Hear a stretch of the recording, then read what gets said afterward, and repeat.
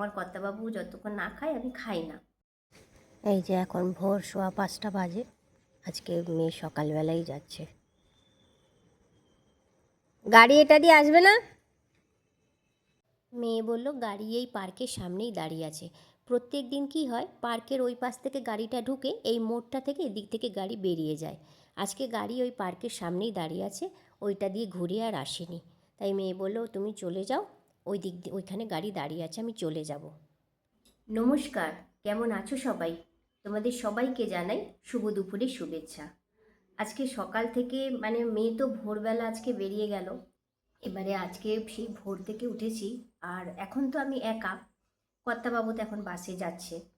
আর আমি তাই জন্য ঘুম প্রচণ্ড চোখে, কিন্তু একা একা না ইচ্ছা করছে না, ঘুম মনে হচ্ছে যেন এক্ষুনি শুলেই ঘুমিয়ে পড়বো।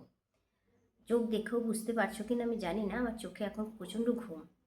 আর কালকে রাত্রেও ঠিকঠাক খুব কম ঘুমিয়েছি।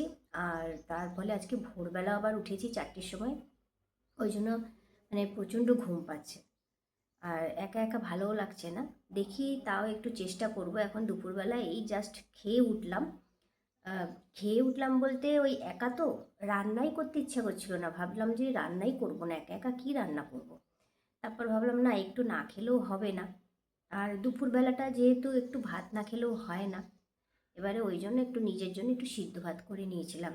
একা একা ভালো লাগছে না। রাত্রিবেলা রান্না মেয়ে আসলে রাত্রিবেলা করে করি, তখন দুজনে খাই, তখন করিনি। এবারে আজকে ওদিকে আমার কর্তাবাবু এই জাস্ট ওই অবশ্য অনেকক্ষণ আগেই খাওয়া হয়েছে, উড়িষ্যার ব্রহ্মপুরে ওখানে বাস হল্ট করেছিল, ওখানে খাওয়া দাওয়া করেছে। এবার খাওয়া দাওয়া করে ফোনও হয়ে গেছে, ফোনে কথাও হয়েছে, তারপরে আমি খেলাম। আমাদের একটা আছে যে আমার কর্তাবাবু যতক্ষণ না খায় আমি খাই না। এবার এটা বরাবর নিয়মটা মেনে এসেছি। এই নিয়মটা কেউ কি মানো কি না মানো আমি জানি না, কিন্তু আমার এই নিয়মটা কি বলবো, এত বছর ধরেই মেনে আসছি। এবারে কর্তাবাবু যতক্ষণ না খায় আমি খাই না। সে যেখানেই থাকুক, যদি বাড়িতে থাকে তো তাহলে তো একসঙ্গেই আমরা খাই, কিন্তু যদি কোথাও বাইরে থাকে, যদি কোনো সময় কোথাও যেতে হয়, তাহলে সে যদি খায় তারপরে আমি খাই। এইটাই হচ্ছে ব্যাপার। তো যাই হোক, এবার সে আজকে উড়িষ্যার ব্রহ্মপুরে মাছের ঝোল ভাত খেয়েছে। এবার আমি বললাম কী কী খেয়েছো, তা বললো মাছের ঝোল ভাত ডাল সবজি এই খেয়েছি, আর একটা আচার ছিল। আর সকালবেলাও বাস দাঁড়িয়েছিল বিশাখাপত্তনমে, সকালবেলা বিশাখাপত্তনমে ব্রেকফাস্টও করেছে। আমি বললাম কী ব্রেকফাস্ট করলে, বললো আমি তো জানি ওখানে তো ওই ইডলি ধোসা এইসবই। এবার আমার কর্তাবাবু একটু ইডলিটা খেতে ভালোবাসে, আমি আবার ভালোবাসি না, আমি ধোসাটা ভালোবাসি, ইডলি বড়া আমার একদম ভালো লাগে না। যাই হোক, সকালবেলা ইডলি বড়া এগুলো খেয়েছে।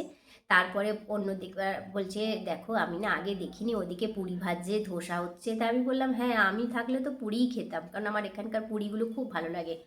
দুখানা পুরি খেলে পেট ভরে যাবে, এখানকার এত বড় বড় পুরিগুলো করে। পুরি বলতে লুচি, এবার লুচি ওর মধ্যে অনেক কিছু থাকে, ভেতরে মশলা অনেক কিছু থাকে। এবার যাই হোক, সকালে ওগুলো খেয়েছে, কিন্তু গতকালকে তো আমি কর্তাবাবু বেরিয়ে গেল, এবার আমি বললাম যে যাচ্ছে বাসে যাবে, কিন্তু প্রচণ্ড কালকে বাসের জন্য নাজেহাল হতে হয়েছে। কি বলবো, বলছে আমি আর বাস ধরতে পারবো না, বাস হবে না, বাস বেরিয়ে গেছে। এবার ট্র্যাকিংয়ে দেখছে যে বাসটা কোথায় থাকবে, সেই ট্র্যাকিং করা যাচ্ছে না বাসটাকে। এবারে ওদেরকে ফোনও তো করতে পারবে না, বাসের যে ড্রাইভার সে নিজে থেকে ফোন করবে, তারপরে ও আবার সেই ওদের কাস্টমার কেয়ারে ফোন করছে বারবার যে আপনি আমাকে বাসের নাম্বারটা দিন বা আমাকে হোয়াটসঅ্যাপ করুন, আমি এটা ট্র্যাকিং করি।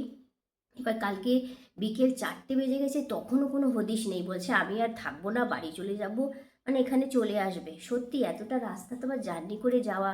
আমি বললাম একটু ওয়েট করো, আমার কর্তাবাবু একটুতেই কি বলবো, অধৈর্য হয়ে যায় আর টেনশন করে ফেলে, ধৈর্যটা নেই আর কি ওর, একটুতেই হয়ে যায়, আর আমিও নেই। এবার আমাকেও সারাক্ষণ ফোন করছে কি করব কি করব। তা যাই হোক, 5টার সময় আহ, 5টা না, ওই 4:30 নাগাদ বললো যে হ্যাঁ বাস আসবে, বা তারপরে ওরা ওই কাস্টমার কেয়ার থেকে হোয়াটসঅ্যাপে দিল। তারপরে ড্রাইভারকে ফোন করলো, বললো হ্যাঁ বাস আসবে কিন্তু 1 ঘন্টা লেট।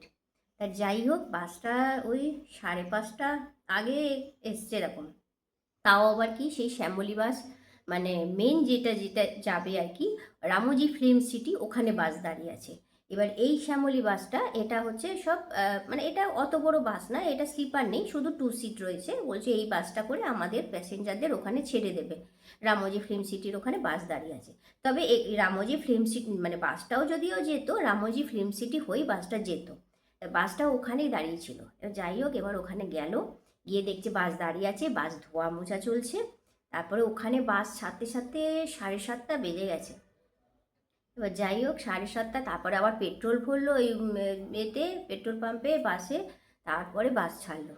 মানে কি বলবো, কালকে কি পরিস্থিতি, তারপরে মানে নাজেহাল হয়ে গেছে। তারপরে মানে এবার কোথায় দাঁড়াবে, এবার ওটা একটা পয়েন্ট বলে দিয়েছে, মালাকপেট নিউ মার্কেট মেট্রো স্টেশনের কাছে লেখাই মানে ওদের মানে পয়েন্ট। এবারে পিক আপ পয়েন্ট হচ্ছে ওইখান থেকেই করবে।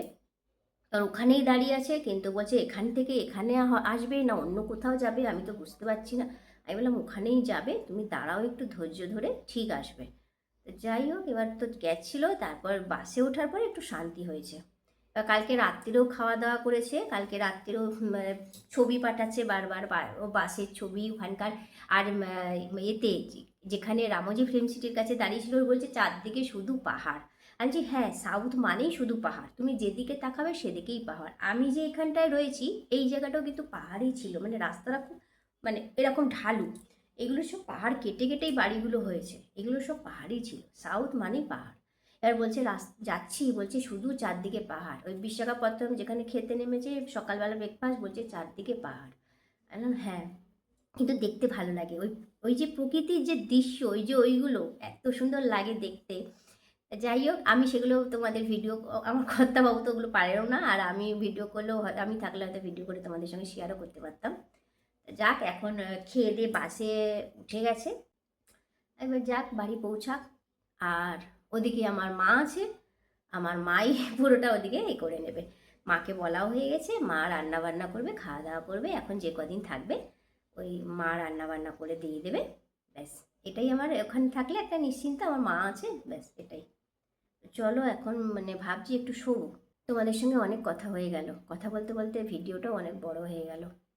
চলো, আজকে আর ভাল লাগছে না, চোখগুলো মনে হচ্ছে বুঝে আসছে, কিন্তু ঘুম একা বলে আর ভালো লাগছে না, কিচ্ছু ভালো লাগছে না। চলো।